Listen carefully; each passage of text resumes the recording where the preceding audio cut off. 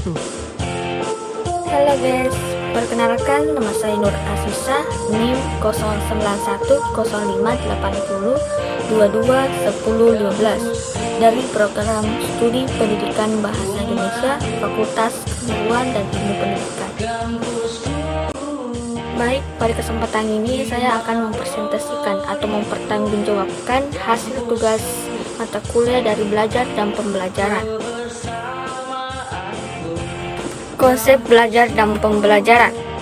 Pengertian menurut Gagné, belajar merupakan sebuah sistem yang di dalamnya terdapat berbagai unsur yang saling terkait sehingga menghasilkan perubahan perilaku.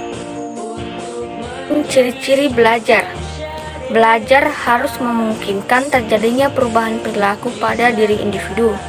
Kemudian, aspek pengetahuan atau kognitif, sifat efektif, dan keterampilan psikomotor. Kemudian, perubahan itu merupakan sebuah dari pengalaman, perubahan perilaku akibat belajar dan bersikap cukup permanen. Menurut Hamalik 2011, 50 unsur-unsur dinamis dalam proses belajar, yaitu yang pertama motivasi belajar, kemudian yang kedua itu bahan belajar, dan yang ketiga alat bantu belajar. Adapun jenis-jenis belajar. Menurut Dia Marah 2008 menyebutkan dalam bukunya ada beberapa jenis belajar, yaitu belajar arti kata-kata, belajar kognitif, belajar menghafal, belajar teori, belajar konsep, belajar kaidah, belajar berpikir, dan belajar motorik. Tujuan belajar. Secara global, tujuan dari belajar adalah terjadi perubahan pada diri seseorang menjadi lebih baik. Dengan adanya kegiatan belajar, maka norma yang dimiliki oleh seseorang setelah ia melakukan kegiatan belajar akan berubah menjadi baik. Kemudian prinsip belajar. Yang pertama ialah landasan berpikir, berpijak, dan bersumber motivasi agar proses belajar mengajar dapat berjalan dengan baik antara pendidik dengan peserta didik. Kemudian yang kedua yaitu upaya pembelajaran baik bagi siswa maupun bagi guru dalam mencapai hasil yang diinginkan. Konsep belajar. Menurut Undang-Undang Nomor 20 Tahun 2003 tentang Sisdiknas, pembelajaran adalah proses interaksi peserta didik dengan pendidik yang bersumber belajar pada suatu lingkungan belajar. Kemudian ada pun ciri-ciri dan komponen pembelajaran. Yang pertama, ciri utama dari pembelajaran adalah inisiasi, fasilitasi, dan peningkatan proses belajar siswa. Kemudian komponen-komponen dalam pembelajaran adalah tujuan, materi, kegiatan, dan evaluasi pembelajaran. Teori-teori belajar. Yang pertama, teori behavioristik. Kedua, teori kognitif. Ketiga, teori humanistik. Yang pertama yaitu teori behavioristik.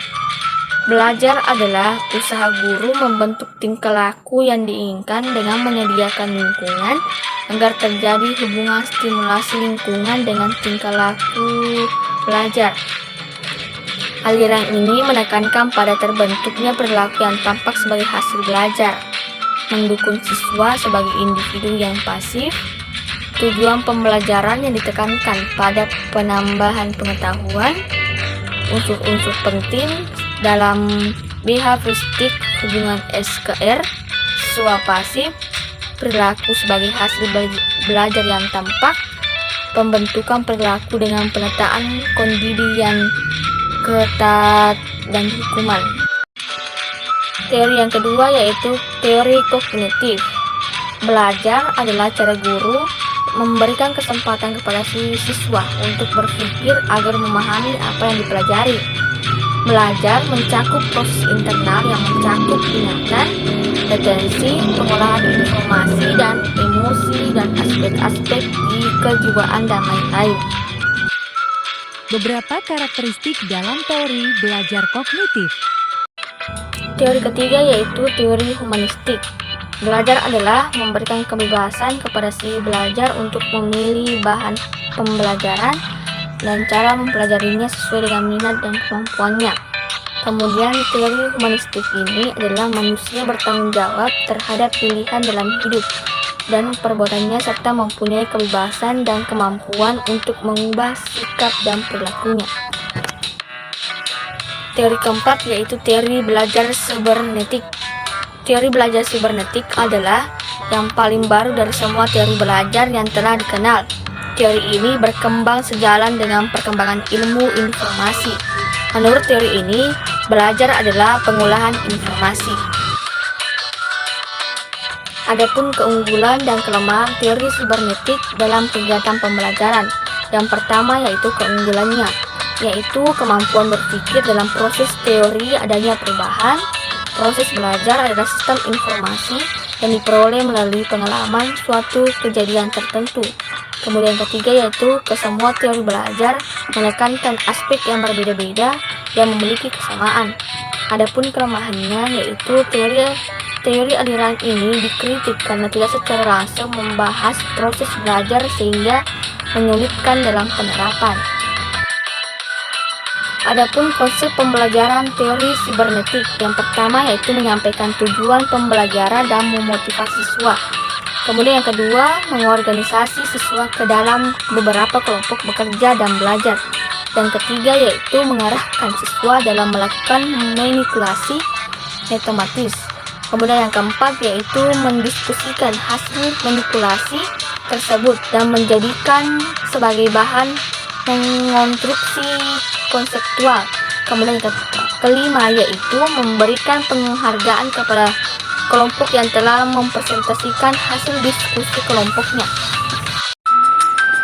Selanjutnya yaitu faktor-faktor yang mempengaruhi prestasi belajar kompetensi dasar.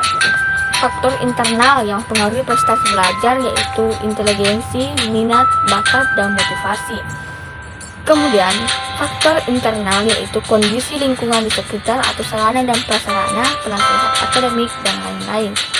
Faktor pendekatan belajar yakni jenis upaya belajar siswa yang meliputi strategi dan metode yang digunakan siswa untuk melakukan kegiatan mempelajari materi pembelajaran.